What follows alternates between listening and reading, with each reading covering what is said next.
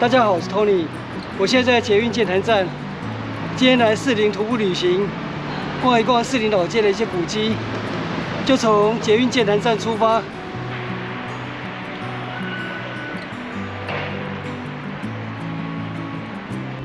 捷运剑潭站旁边的这条基河路，就是以前的基隆河河道。台北表演艺术中心。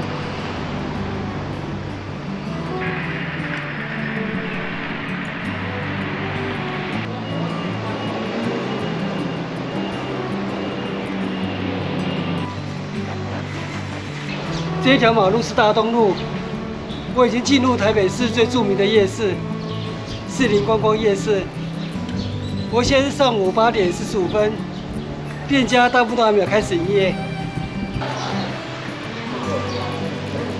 我在这边左转，往慈贤宫。士林旧称巴斯兰，是平埔族语。现在的士林老街在100多年前。 是巴斯兰新街、慈贤宫、又称士林妈祖庙、自然街天后宫。慈贤宫创建于清嘉庆元年，原本位于旧街，因为后来咸丰9年张权械斗，旧街毁损，于是漳州人在同治3年将妈祖庙迁建于巴斯兰新街。 现在的慈贤宫是在光绪6年完工，而字体非常的特别。慈贤宫台语是自汉宫。哦，谢谢。刚刚问了一下庙方，慈贤宫的闽南语是念自汉宫，汉是有和平圆满的意思。 这个字我看不懂，哎，就为善成和啊。哦，这4个字叫为善成和，很有意思。那个在四川丰都鬼城哈，应该是从那边开始来的。哦，丰都是鬼城，哎，啊，士林的市场以前叫龟鸭旗，鬼市哈。哦，鬼市。哎，是有这样的连结。这是我个人的看法，很有意思。我现在继续走往士林市场，前面是士林古迹、士林市场。市场有大型的拱窗，提供良好的采光。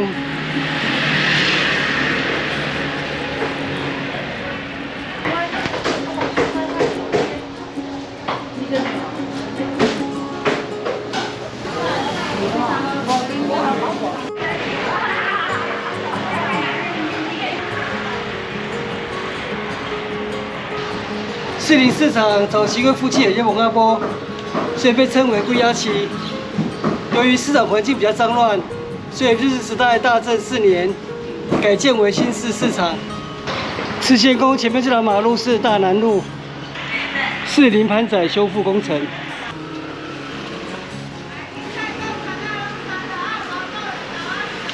潘家是士林的望族，所以当年慈贤宫的兴建也得到潘家大力的资助。 漳州人迁到新街以后，以慈贤宫为中心，现在的大东街、大南街、大西街、大北街，当时足有城墙，不过现在这些城墙遗迹都已经消失了。我现在继续步行大南街，前往士林街福德宫。这里是大南街基河路的入口，也是昔日士林吊桥的桥头。 旁边是士林街福德宫。我现在离开士林街福德宫，继续前往士林职场。那里也是历史建筑。围墙的另外一边就是昔日的士林职场，占地非常广大。士林职场创建于日治时代1918年。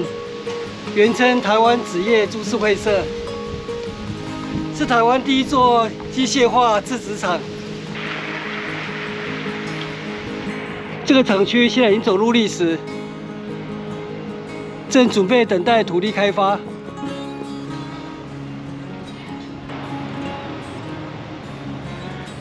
士林职场历史建筑，好想进去参观啊！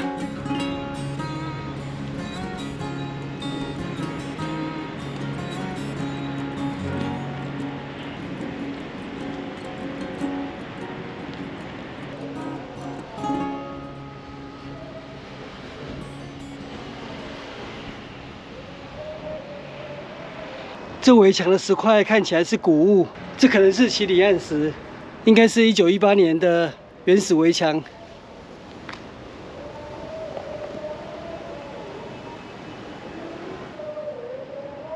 我现在继续前往下一站士林公民会馆，就是日治时代士林街装艺厂，相当于镇公所或区公所。左侧这所小学是士林国小。 也是百年小学。士林是日治时代最早成立学校的地方，最早的日式学堂就在芝山岩。这栋建筑也是日治时代的建筑。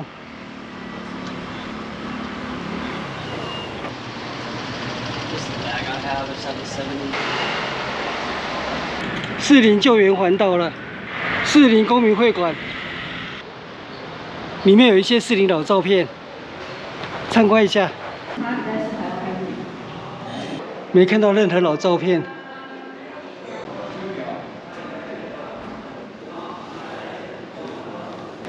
听说士林会馆里面有士林吊桥的老照片，我目前还没有看到。士林公民会馆现在里面已经没有士林吊桥的老照片了。现在的捷运剑南站的造型。 就是仿照士林吊桥的造型，旁边这栋古厝是士林著名的古厝，士林和仔，现在是福德诊所，3层楼的巴洛克式建筑。这条马路是小北街，小北街22巷是士林著名的摸乳巷，来看一下。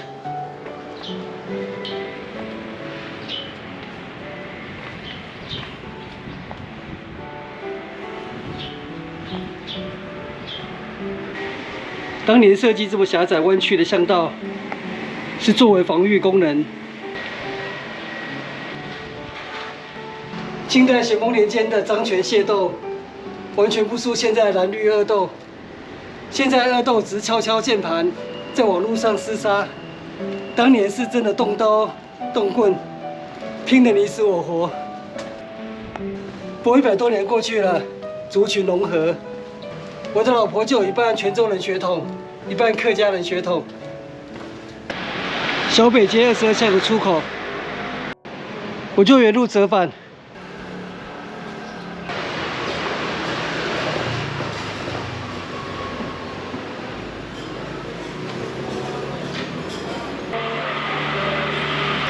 大东路54号，郭家古仔。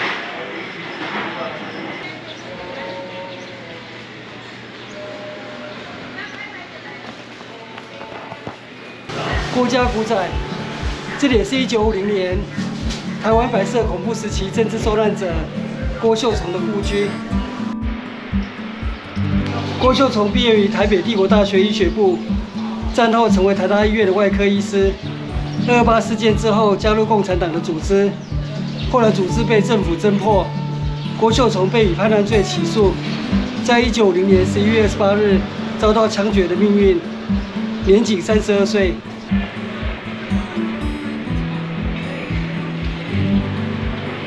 有一位西方学者曾经说过一段很著名的话，他说：“如果一个年轻人在年轻的时候不曾信仰过共产主义，那么他一定是一个很没有理想的年轻人。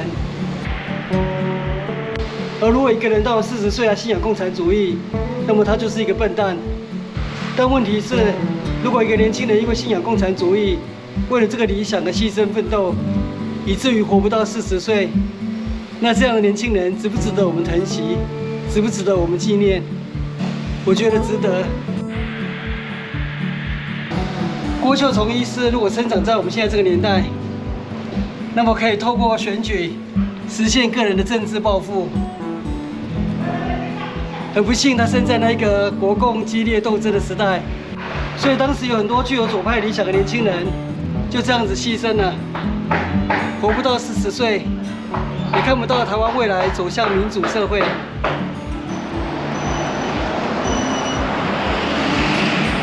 我回到大南路了，回到慈贤宫了。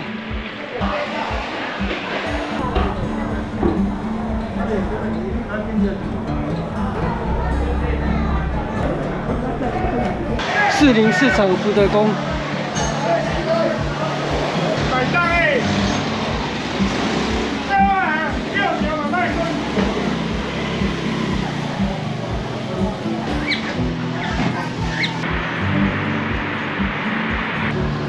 我现在正走往捷运剑潭站。